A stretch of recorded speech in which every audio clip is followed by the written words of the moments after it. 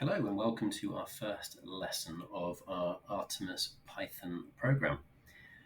During the course of these lessons, hopefully I'm going to talk you through some of the basics of Python. At the end of it, you will know a lot more about the future NASA Artemis program, but also, more importantly, you can take away some of those key Python skills into your next study. So as we go forward in this course, we're going to be always using the same online compiler.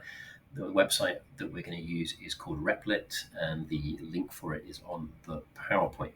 It gets you up to this screen here, and as your teacher or the PowerPoint has probably already shown you, the compiler is split into three different sections. On the left here, you've got your code inputting area, you've then got your run button, and then you've got your kind of output area. So this is the code, and this is what it creates over here on the right.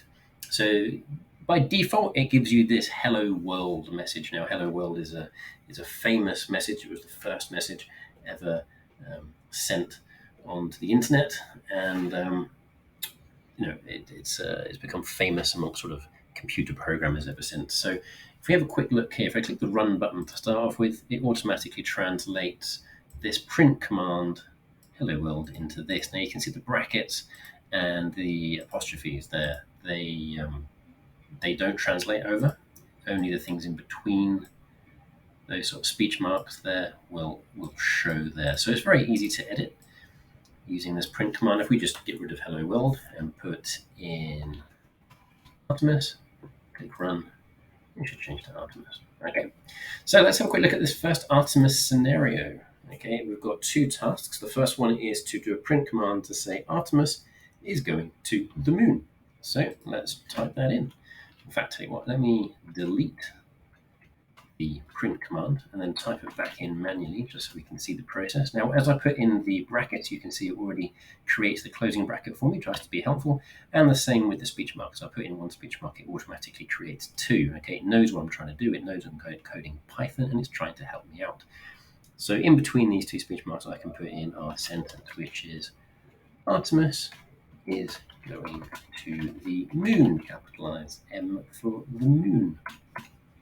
I'm talking about any old moon, we're talking about our moon, the Earth's moon, hence the capital. So, click Run, and there it is, there's my sentence. Artemis, beg your pardon, is going to the moon. Now the second one, again, uses the print function, but it asks us to do a calculation. So we just do the same thing. Put in our brackets, and we put in our formula.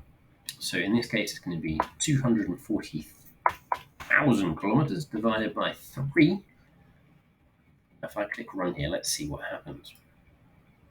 Gives me an answer there of 80,000, okay, which is correct. So that means that the Orion spacecraft will have to travel, roughly speaking, to 80,000 kilometers a day. Now let's put that into something slightly more manageable. I'm going to find out how many kilometers an hour it needs to do. So I can go in print in my brackets, and without using the speech marks, because that's for text, I'm simply performing a calculation. I'm going to put in 80,000, 80123, put in my dividing line.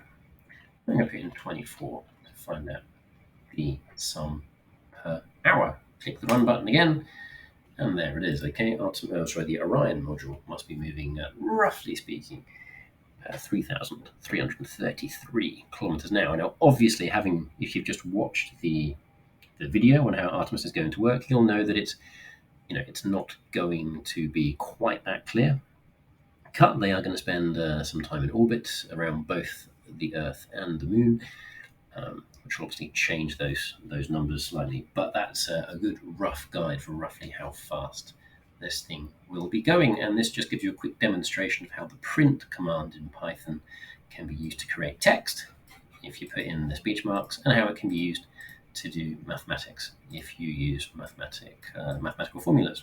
Okay, there's another set of challenge tasks to complete on the PowerPoint, and good luck, and I'll talk to you again in the next lesson.